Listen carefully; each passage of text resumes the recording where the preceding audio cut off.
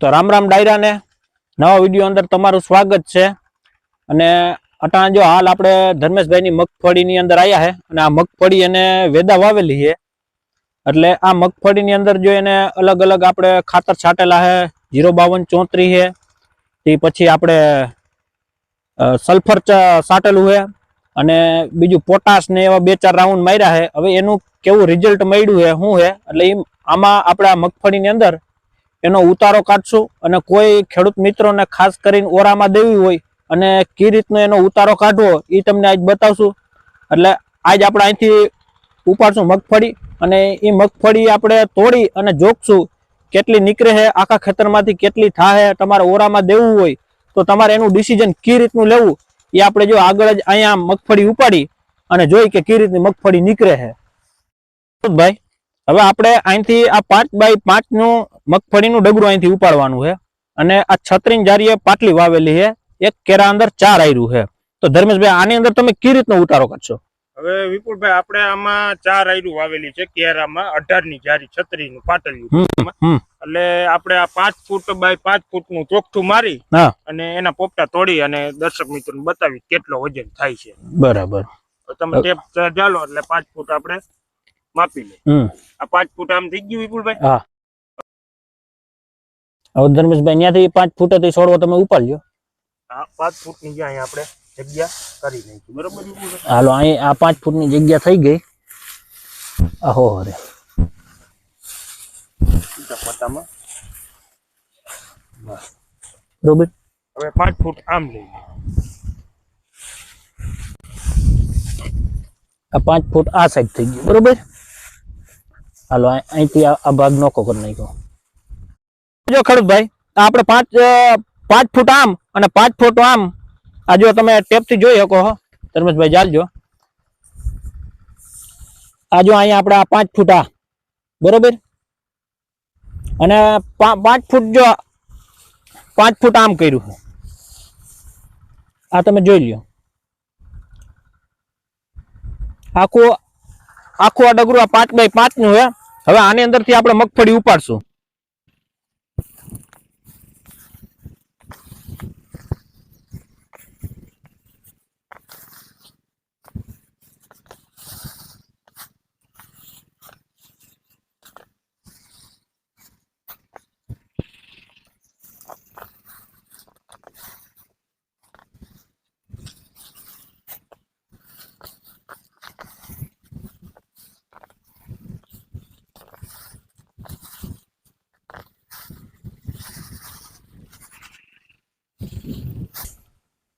હવે આપણે જો આ 5x5 માંથી આ મગફળી ઉપર લીધી છે અને હવે ધર્મેશભાઈ આનું શું કરવાનું હજુથી જોખવાની કે ના? હવે આના આપણે પોપટા તોડી નાખશું, પોપટા તોડી અને એનો વજન કરશું। ત્યારબાદ આ ખેતરનું જે સ્ક્વેર ફૂટમાં આપણે માપ છે કે અંદાજિત આપણે 1000 ફૂટનો સાહ છે તો આપણને ખબર જ છે કે આપણે ટ્રેક્ટરથી આપણે વાવેતર કરતા હોય કાતે એટલે આપણે ટ્રેક્ટરનું કેવડો સાહ લાંબો છે ખેતરનો એ પ્રમાણે આપણે આનું પછી ટાર્ગેટ આપશું કે કેટલો વજન નીકળે વીઘે। એટલે તમારો અંદાજે તો આપણે ક્યારાનું જ માપ લેવાનું કે આટલા ક્યારા છે એના માટેથી અંદાજ આવે? આપણા ખેતરની માલિકો આટલા ક્યારાનું વાવેતર છે અને આટલા સાહ છે તો એનું આપણે આ વજન કરી અને એનું માપ લઈને અને બતાવશું કેટલો વજન નીકળે ખેતરમાં। બરાબર છે।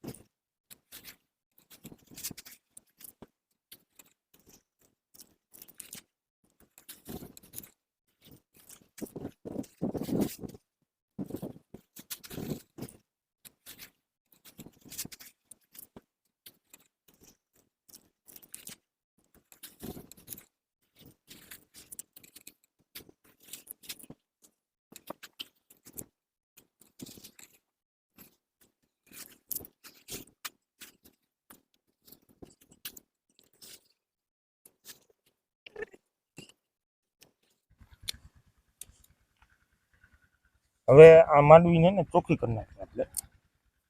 કોઈ પાંદડા કોઈ આવ્યું હોય, કોઈ ધૂળી વાળું કોઈ ચોટેલું હોય ને ધૂળ માંડવી ચોખ્ખી કરી નાખવાની એકદમ. ખોટી ધૂળ આમાં વજનમાં આવે નહીં એ રીતે ગારો હોય તો આ ધૂળ ચોખ્ખી કરી નાખવાની બધી.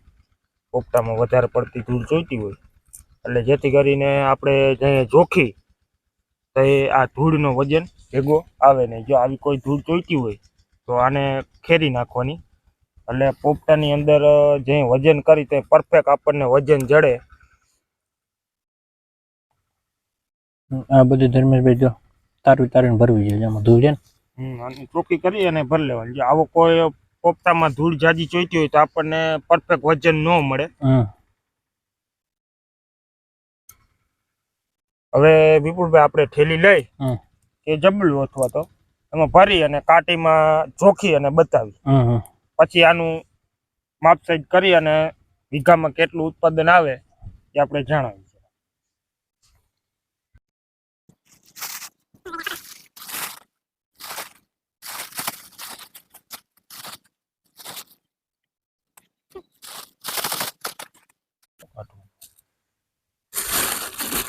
કેમ પડે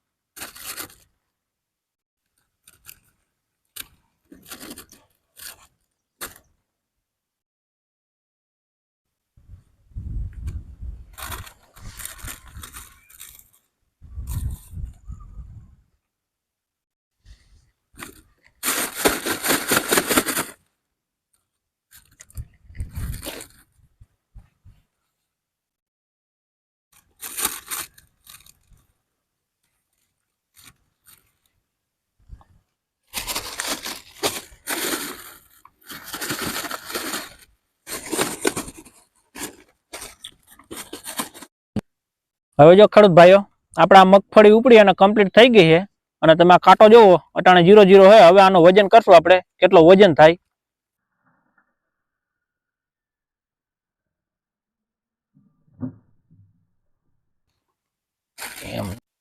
હવે જો ખેડૂત ભાઈ આ જબલું તો આપણું કઈ જોખવામાં આવેલું નહીં એટલે આ બીજું જબલું બદલાવવું પડ્યું.